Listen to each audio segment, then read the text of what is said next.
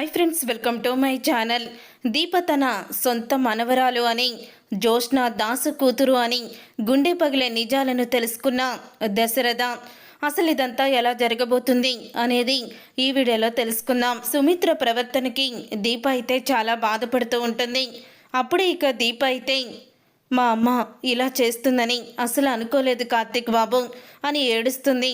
చూడు దీప, మన సహనమే మనల్ని గెలిపిస్తుంది, బాధపడకు అని అంటూ ఉంటాడు కార్తీక్. అయితే తర్వాత ఇక దీప ఇంటికి వెళ్ళాక జరిగిందంతా కూడా కాంచనకైతే చెప్తూ ఉంటుంది.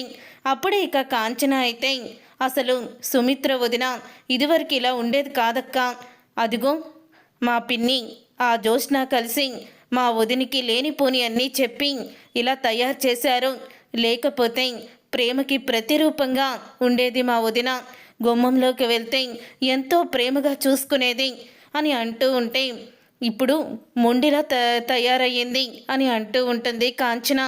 అప్పుడే ఇక దీప అయితే మా అమ్మ మొండైతే నేను జగమొండిని, నేను ఊరుకుంటానా? మా అమ్మని మార్చే వరకు కూడా నేను ఆ ఇంట్లోనే ఉంటాను, సహనంతో ఓర్చుకుంటాను అని అంటూ దీప అయితే ఇక సుమిత్రని అమ్మ అని చెప్తూ ఉంటుంది. అది విని కార్తీక్, కాంచన, అనసూయ ముగ్గురు కూడా షాక్ అయిపోతూ ఉంటారు. అప్పుడే కాంచన అయితే అంటూ ఉంటుంది, ఏమంటున్నావు దీప, సుమిత్రని అమ్మ అంటున్నావా అని అంటూ ఉంటుంది కాంచన. అవునే, సుమిత్ర గారిని అమ్మ అని పిలుస్తున్నావేంటి అని అనసూయ అడగడంతో మీరు దీప మాటల్ని అపార్థం చేసుకున్నట్టున్నారు, అక్కడ మేము వరుసలతో పిలవకూడదట, అమ్మగారు, మేడం గారు, తాతయ్య గారు ఇలా పెట్టి పిలిస్తేనే వాళ్ళకి సంతోషం అని అంటూ ఉంటాడు కార్తీక్. అయితే అమ్మగారు అంటుందంతే, అమ్మ అనలేదు అని కార్తీక్ అయితే సరిపెట్టేస్తాడు. అసలు ఏమైందో అర్థం కావడం లేదు అని అంటూ బాధపడుతూ ఉంటే ఇంతలో ఇక దశరథ అయితే కార్తీక్కి ఫోన్ చేస్తాడు. ఇక కార్తీక్కి ఫోన్ చేసి దశరథ అంటూ ఉంటాడు, రే, నువ్వు గనక అగ్రిమెంట్ మీద సంతకం పెట్టుండకపోతే ఈరోజు ఈ పరిస్థితి వచ్చేది కాదు కదరా అని అంటూ ఉంటాడు దశరథ. ఆ రోజు మీ తాతయ్యని బ్లడ్ ఇవ్వలేదని చెప్పి నోటికొచ్చి తిడుతుల్లోకి జోష్న నీ చేత సంతకం పెట్టించుకుంది అని అంటూ ఉంటే ఏంటి మావయ్య, ఏంటి నువ్వు చెప్పింది అని అంటూ ఉంటాడు కార్తీక్. అదేరా, హాస్పిటల్లో మీ తాతని నోటికొచ్చినట్లు మాట్లాడావంట కదా, అందుకని సంతకం పెట్టించుకున్నానని జోష్న చెప్పింది అని అంటూ ఉంటే మిమ్మల్ని కూడా మోసం చేసిందా మావయ్య అని అంటూ ఉంటాడు కార్తీక్. అయితే మోసం చేసేదేంటి కార్తీక్ అని అడుగుతూ ఉంటాడు దశరథ. అప్పుడే అసలు ఏం జరిగిందో తెలుసా మావయ్య హాస్పిటల్లో అని జరిగిందంతా కూడా చెప్తాడు. జోష్న ఇంతకి తెగించిందా, జోష్న ఇలా చేసిందని నేను అస్సలు కూడా ఊహించలేదు, కానీ మా నాన్నకి మాత్రం తను చెప్పింది వేరే. మరి తాతకి ఇలా నన్ను బ్లాక్మెయిల్ చేస్తున్నట్టు అగ్రిమెంట్ మీద సంతకం పెట్టించుకున్నానని తెలిస్తే ఊరుకోరు కదా, అందుకనే తనకి అనుకువగా మార్చుకొని అలా చెప్పింది అని అంటూ ఉంటాడు కార్తీక్. అయితే జోష్న ఇలా తయారైందేంట్రా, అసలు ఏం చెయ్యాలో ఏం అనాలో కూడా అర్థం కావడం లేదు అని అంటూ ఉంటే అప్పుడే కార్తీక్ అయితే చెప్తూ ఉంటాడు, జోష్నాని ఎలా మార్చాలో అది నేను చూసుకుంటాను మావయ్య, కానీ సుమిత్ర అత్త చాలా మార్పు వచ్చింది, కనీసం దీప మీద ఇంత కూడా తను జాలి చూపించడం లేదు, ఏదోటి చెయ్యాలి మావయ్య అని అంటూ ఉంటాడు కార్తీక్. అయితే తను నన్ను షూట్ చేసిందని, అలాగే జోష్న నిశ్చితార్థాన్ని ఆపేసిందని సుమిత్ర బాగా మనసులో పెట్టేసుకుంది. ముఖ్యంగా ఆ రోజు తనే నన్ను షూట్ చేసిందని తను మాత్రం అనుకుంటూ ఉంటుంది. హాస్పిటల్లో నేను బ్రతుకుతానో లేదో అని డాక్టర్లు చెప్పినప్పుడు తను పడ్డ వేదన దీపం మీద కోపంగా మారింది. నేనెక్కడ దక్కనని తను బాధతో ఆ బాధని ద్వేషంగా దీపం మీద మార్చుకుంది, లేకపోతే మీ అత్త ఎలాంటిదో నీకు తెలీదారా అని అంటూ ఉంటాడు దశరథ. తెలుసు మావయ్య, కానీ దీపం మిమ్మల్ని షూట్ చేయలేదని, ఆ షూట్ చేసిన వ్యక్తి ఎవరు అని ఖచ్చితంగా తెలుసుకోవాలి అని అంటూ ఉంటాడు కార్తీక్. అయితే అవునరా, ముందు నిజాలు బయటపడ్డాయనుకో, అప్పుడు మీ అత్తకి కూడా దీప ఏ తప్పు చేయలేదన్న నిజం కూడా తెలుస్తుంది అని అంటూ ఉంటాడు దశరథ. ఒరేయ్, నిజం చెప్పు, దీప గౌతమ్ గురించి చెప్పిందంతా కూడా నిజమేనా అని అడుగుతూ ఉంటే, మావయ్య నువ్వు నీ దగ్గర ఉన్న రహస్యాన్ని దాచుకోకుండా నాకు చెప్పావు. నేను కూడా నాకు తెలిసిన వాటికి గౌతమ్ మంచివాడు కాదు మావయ్య, ఆడపిల్లల జీవితాలతో ఆడుకునేవాడు. కానీ ఈ విషయం జ్యోత్స్నకు కూడా తెలుసు. జ్యోత్స్నకి ముందే తెలుసు మావయ్య. కానీ జ్యోత్స్న అత్త దృష్టిలో దీప కూతురుగా భావిస్తుంది కాబట్టి అత్త దీపని శాశ్వతంగా దూరం చేయాలని చెప్పి అలా నాటకమాడింది అని అంటూ మొత్తం నిజాలన్నీ కూడా చెప్పేస్తాడు. అప్పుడే కాదు విని ఒక్కసారే షాక్ అయిపోతూ ఉంటాడు దశరథ. జ్యోత్స్న ఇంత చేస్తున్నా కూడా మీరు జ్యోత్స్నని ఎందుకు నిలదీయడం లేదో, జ్యోత్స్న గురించి మీ అత్త దగ్గర ఎందుకు నిజం చెప్పడం లేదు అని అంటూ ఉంటే, మరి దాసు మావయ్యని చంపబోయింది జ్యోత్స్న అని నువ్వెందుకు నిజం చెప్పడం లేదు మావయ్య? అందుకని మేము కూడా చెప్పడం లేదు. తన కూతురు ఇంత నీచురాలని తెలిస్తే అత్త తట్టుకోలేదు. కానీ అత్తకిప్పుడు నిజం తెలియాలి మావయ్య. నిజం తెలిస్తేనే అత్త కళ్ళు తెరుచుకుంటాయి. అప్పుడు జ్యోత్స్నలో తప్పకుండా మార్పు వస్తుంది. ఇప్పుడు జ్యోత్స్న చెప్పింది వింటుంది. తన కూతురు తనని మోసం చేయదని, తన కూతురు చెప్పేది నిజమని అత్త అనుకుంటుంది. కానీ అత్త గురించి మాత్రం ఖచ్చితంగా జ్యోత్స్న అత్తని గుప్పెట్లో పెట్టుకొని మమ్మల్ని నిజంగానే దెబ్బ కొట్టాలని జ్యోత్స్న ప్లాన్ చేస్తుంది మావయ్య అని కార్తీక్ అయితే అంటూ ఉంటాడు. అప్పుడే ఇక దశరథ అయితే రేపు గౌతమ్ వాళ్ళు మంచులు పెట్టించుకోవడానికి, ముహూర్తాలు పెట్టించుకోవడానికి పంతులు గారితో సహా వస్తున్నారు. మరి ఇప్పుడు ఏం చేద్దాంరా అని అంటూ ఉంటే, మావయ్య నువ్వేమీ మాట్లాడుకో, అసలు జ్యోత్స్న పెళ్లి చేసుకుంటేనే కదా నువ్వు భయపడడానికి. జ్యోత్స్న పెళ్లి చేసుకోదు మావయ్య. ఎందుకంటే జ్యోత్స్నకి గౌతమ్ అంటే ఇష్టం లేదు. ఏదో పైకి తను అలా నటిస్తుందంటే. గౌతమ్ మంచివాడు కాదని మీకు చెప్పలేదు. గౌతమ్ మంచివాడని కాదని తెలిస్తే దీప మీ అందరి దృష్టిలో కూడా తను ఒక దేవత అయిపోతుంది. జ్యోత్స్న జీవితాన్ని కాపాడింది అవుతుంది. అందుకని గౌతమ్ మంచివాడు కాదని మీ ముందు చెప్పడం లేదు అని అంటూ ఉంటే, అప్పుడే ఇక ఆ మాట విని, అవునరా నువ్వు చెప్పేది కూడా నిజమే. ఇష్టం లేని పెళ్ళి అది మాత్రం ఎందుకు చేసుకుంటుంది? ఖచ్చితంగా తను ఏదోటి చేసే తీరుతుంది అని అంటూ ఉంటే, అప్పుడే ఇక ఆ మాట విని చెప్తూ ఉంటారు దశరథ అయితే, చూద్దాం పెళ్లి ముహూర్తాలు, పెళ్లికి ఏర్పాట్లు కూడా చేస్తాను. ఇష్టం లేని పెళ్ళిని తనంతట తానే ఎలా చెడగొట్టుకుంటుంది కూడా చూద్దాం అని అంటూ ఉంటాడు దశరథ. తర్వాత ఇక దశరథ చాలాసేపు ఫోన్లో మాట్లాడడం అంతా కూడా సుమిత్ర గమనిస్తూ ఉంటుంది. అప్పుడే ఇక సుమిత్ర అయితే ఏవండి అని పిలుస్తూ ఉంటుంది. సుమిత్ర పిలుస్తుందిరా ఉంటాను అని లోపలికైతే వెళ్తాడు దశరథ. ఏంటండి ఎవరితో ఫోన్లో మాట్లాడుతున్నారు, ఇంతసేపు మాట్లాడుతున్నారేంటి అని అడుగుతూ ఉంటే, ఏం లేదు ఫోన్లో ఎందుకు మాట్లాడుతున్నానంటే అని అంటూ ఉంటాడు దశరథ. చెప్పండి అసలు ఫోన్లో ఏం మాట్లాడుతున్నారు మీరు, ఎవరితో మాట్లాడుతున్నారు అని అనగానే, గౌతమ్ వాళ్ళతోనే మాట్లాడుతున్నాను.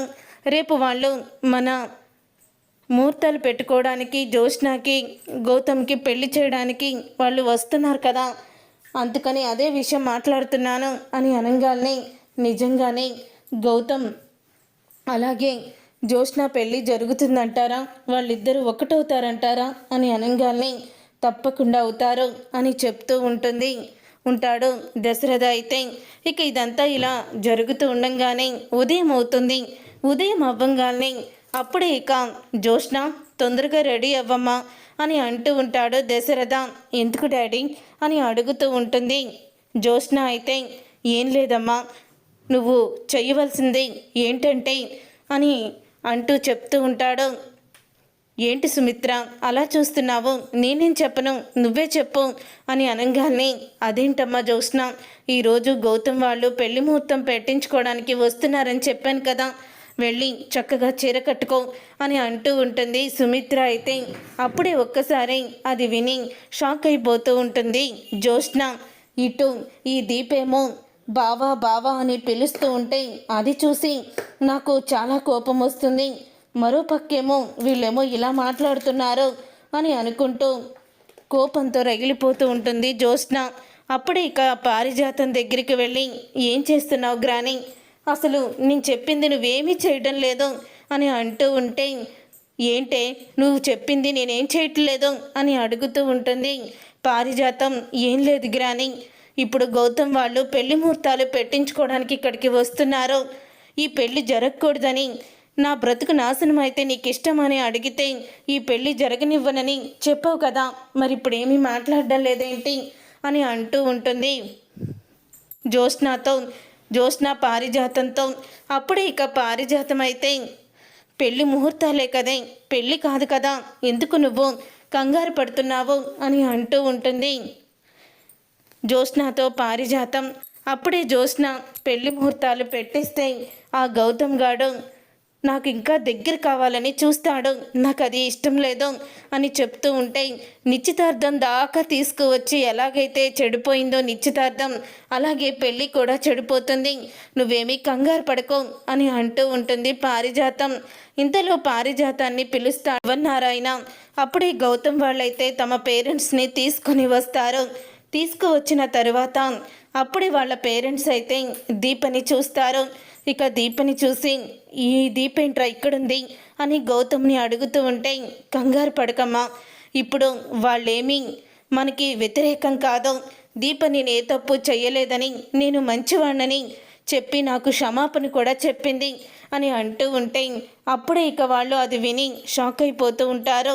ఏంట్రా నువ్వు చెప్పేది నిజమేనా అని అంటూ ఉంటే, అవునమ్మా నేను చెప్పేది నిజం, తను అలాగే చెప్పింది అని అంటూ ఉంటాడు గౌతమ్. అయితే మీరు గౌతమ్ వాళ్ళ పేరెంట్స్ కదా, ఆ రోజు నిశ్చితార్థం చెడిపోవడానికి కారణం నేను చాలా పెద్ద తప్పు చేశాను, మీరు నన్ను క్షమించండి అని అంటూ ఉంటుంది దీప. అప్పుడే ఇక గౌతమ్ పేరెంట్స్ కూడా దీప మంచిదైపోతుంది. ఇక సుమిత్ర, దశరథ అందరూ కూడా వస్తారు. పెళ్లి ముహూర్తాలు పెట్టమని పంతులు గారిని అయితే చెప్తూ ఉంటారు.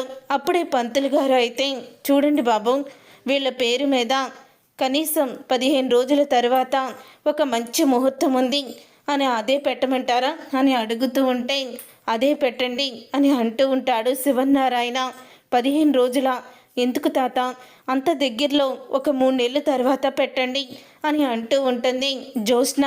అప్పుడే శివనారాయణ అయితే, తనకేమీ తెలీదు, మీరు ఇలాగే పెట్టండి అని అంటూ ఉంటాడు శివనారాయణ. అయితే 15 రోజుల తర్వాత పెళ్లి ముహూర్తం అయితే పంతులు గారు పెట్టేస్తారు.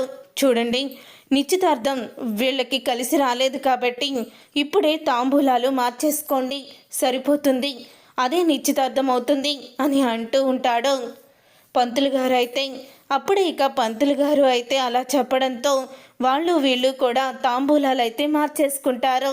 అది చూసి చాలా నవ్వుతూ ఉంటాడు కార్తీక్. అయితే దీప ఇద్దరు కూడా సంతోషపడుతూ ఉంటారు. అప్పుడే సుమిత్ర, దశరథ కూడా ఆనందపడుతూ ఉంటారు.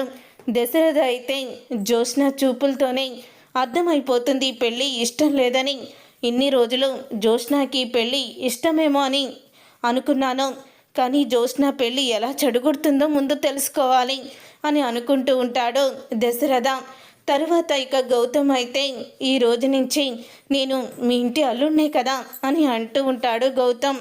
అవును బాబు, ఈ రోజు నుంచి నువ్వు మా ఇంటి అల్లుడివే అని అనగానే, నేను జ్యోత్స్న కోసం ఎప్పుడైనా రావచ్చు వెళ్ళొచ్చు కదండి అని అడుగుతూ ఉంటాడు.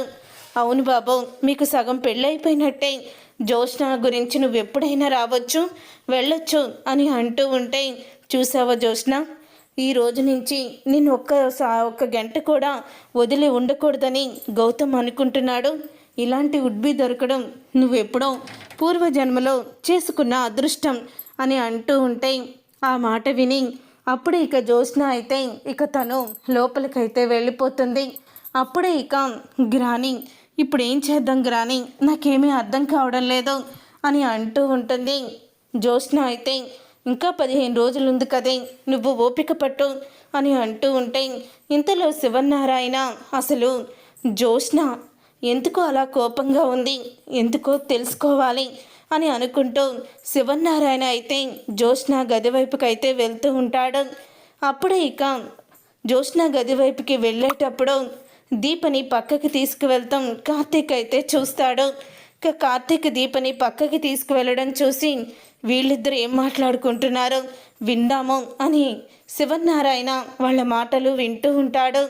ఏంటి దీప, ఇప్పుడు జ్యోత్స్న పెళ్ళి ఆపడానికి ప్రయత్నం చేస్తుందంటావా అని అంటూ ఉంటే, తప్పకుండా చేస్తుంది కార్తీక్ బాబు, తను ఖచ్చితంగా చేస్తుంది. ఎందుకంటే గౌతమ్ మంచివాడు కాదని, అమ్మాయిలతో తిరిగేవాడని, అమ్మాయిల్ని మోసం చేసేవాడని తనకు తెలుసు కదా. అందుకని తను ఖచ్చితంగా ఈ పెళ్ళి ఆపాలనే చూస్తుంది అని అంటూ ఉంటే, అసలు జ్యోత్స్నాని చూస్తుంటే కోపం కంట్రోల్ చేసుకోలేకపోతున్నాను. ఒక్కోసారి మా తాతని, మా మావయ్యని, మా అత్తయ్యని ఎంత మోసం చేస్తున్నారు. ఈ పని మనిషిగా వచ్చిన పారు ఈ ఇంటికి ఇల్లాలు అయ్యింది. కానీ మా తాతకి తన మొదటి భార్య అంటేనే ప్రేమ. ఇదంతా కూడా చూసి పారిజాతం నిన్ను అసలు మా అత్త దగ్గర ఉండకుండా మార్చేసి తన కొడుకు కూతుర్ని తీసుకువచ్చి అత్త ఒడిలో పడుకోబెట్టింది. నిన్ను చంపేమనే చెప్తే ఆ దేవుడి దయవల్ల నువ్వు మీ నాన్న కుబేరాకి దొరికావు. ఇన్ని రోజులు కూడా ఒక పేదింటి అమ్మాయిగా కష్టాలు పడుతూ నువ్వు ఎంతగానో సమస్యల్ని ఎదుర్కొన్నావో. కానీ జ్యోత్స్న, దాసు మావయ్య కూతురుగా ఒక పేదింట్లో బతకాల్సిన ఈ జ్యోత్స్న ఇక్కడ యువరాణిలా బ్రతికింది. ఇక్కడ నువ్వు అనుభవించాల్సిన అన్నీ కూడా తనే అనుభవిస్తుంది. ఇప్పుడు కూడా ఈ పెళ్ళిని ఎలా ఆపాలనే చూస్తుంది అని అంటూ ఉంటాడు. కార్తీక్ అయితే, అవును కార్తీక్ బాబు, మీరు చెప్పింది నిజమే. నా కన్న తల్లిదండ్రులు దశరథ్ గారు, మా నాన్న నన్ను ప్రేమగానే చూస్తారు. కానీ తాతయ్య, అమ్మ వీళ్ళిద్దరూ కూడా నన్ను ద్వేషిస్తూ ఉంటే నేను తట్టుకోలేకపోతున్నాను. మా అమ్మ నన్ను గోరుముద్దలు తినిపించలేదు, ఎత్తుకొని లాలించలేదు. కానీ కనీసం నేను వండిన వంట కూడా తను ముట్టుకోను, తిననని చెప్తూ ఉంటే, నన్ను ఒక పరాయిదాల్లా చూస్తూ ఉంటే ఒక్కోసారి ఏడుపొస్తుంది. అప్పుడు జ్యోత్స్నాని, పారిజాతాన్ని చంప పగలగొట్టాలన్నంత కోపం వస్తుంది.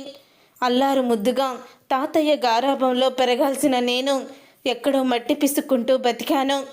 నా తాతయ్యని నాకు కాకుండా చేసిన ఈ జ్యోత్స్నాని, పారిజాతాన్ని చంపేయాలన్నంత కోపం వస్తుంది. చివరికి కన్న తండ్రిని కూడా చంపడానికి వెనుకాడలేదు ఆ దుర్మార్గురాలు అని అంటూ మొత్తం నిజాలన్నీ కూడా బయట పెట్టుకుంటారు. అప్పుడే ఆ నిజాలు విని ఒక్కసారే షాక్ అయిపోతూ ఉంటాడు శివనారాయణ. నిజంగానే పారిజాతం నా మనవరాల్ని నా కోడల దగ్గర నుంచి దూరం చేసి తన కొడుకు కూతుర్ని తీసుకువచ్చి ఇంటికి వారసురాల్ని చేసిందా? అసలు ఇదంతా ఎలా జరిగింది? ఈ పారిజాతం ఇంత పని చేస్తుందని అసలు అనుకోలేదు. నా వారసురాల్ని ఒక పేదింటి అమ్మాయిగా బ్రతికేలా చేసిందా అని కోపంతో రగిలిపోతూ ఉంటాడు శివనారాయణ. అయితే అప్పుడే ఇక, చూడు దీప, ఎట్టి పరిస్థితుల్లో జ్యోత్స్నాకి నిజం తెలియకూడదు. నిజం తెలిస్తే అత్త ప్రాణాలకి, మావయ్య ప్రాణాలకి ప్రమాదం. తాత ప్రాణాలకి ఏమీ ప్రమాదం ఉండదు. ఎందుకంటే తాత తన పేరు మీద ఎటువంటి ఆస్తి ఉంచుకోలేదు. మొత్తం మావయ్యకి, అత్తయ్యకి రాసేశారు. వాళ్ళ తదనంతరం వారసురాలకి వెళ్తుందని కూడా చెప్పారు. ఇప్పుడు దాని టార్గెట్ కేవలం మావయ్య, అత్తయ్య వీళ్ళిద్దరినీ మనం ముందు కాపాడుకోవాలి. ఆస్తి కోసం జ్యోత్స్న ఎంతకైనా తెగిస్తుంది, ఎవరిని చంపడానికైనా తను సిద్ధంగా ఉంటుంది అని అంటూ ఉంటే, అప్పుడే ఆ మాట విని షాక్ అయిపోతూ ఉంటాడు శివనారాయణ. కార్తీక్ చెప్పింది కూడా నిజమే. ఇప్పుడు ఈ నిజం నాకు తెలిసిందని తెలిస్తే జ్యోత్స్న నా కొడుకు కోడల్ని ఏదైనా చేసేస్తుంది. లేదు, అలా జరగడానికి వీల్లేదు అని అనుకుంటూ ఉంటాడు శివనారాయణ. ఇక ఆ రోజు నుంచి శివనారాయణ అయితే దీపని, కార్తీక్ని ఇద్దరినీ కూడా చాలా సంతోషంగా, సరదాగా అయితే చూస్తూ ఉంటాడు. ప్రతిరోజు కూడా వాళ్లతో కబుర్లు చెప్తూ ఉంటాడు. వాళ్లతో సంతోషంగా ఉండడం చూసి జ్యోత్స్న కూడా షాక్ అయిపోతూ ఉంటుంది. తాతేంటి మధ్య దీప మీద కోపం చూపించకుండా వీళ్ళిద్దరి మీద ప్రేమని చూపిస్తున్నాడు, ఏమై ఉంటుందని జ్యోత్స్నకైతే డౌట్ వస్తుంది. చూసారుగా ఫ్రెండ్స్, రాబోయే కథలో ఖచ్చితంగా ఇలాగే జరగబోతుంది. మరి ఇలాగే జరగాలని మీరైతే కోరుకుంటున్నారా? అయితే వీడియోని తప్పకుండా లైక్ చేసి ఛానల్ని సబ్స్క్రైబ్ చేసుకొని పక్కనే ఉన్న గంట సింబలపై ఆల్ అని క్లిక్ చేయండి. అప్పుడే మేము పెట్టే ప్రతి వీడియో మీరు మిస్ కాకుండా చూసేవచ్చు.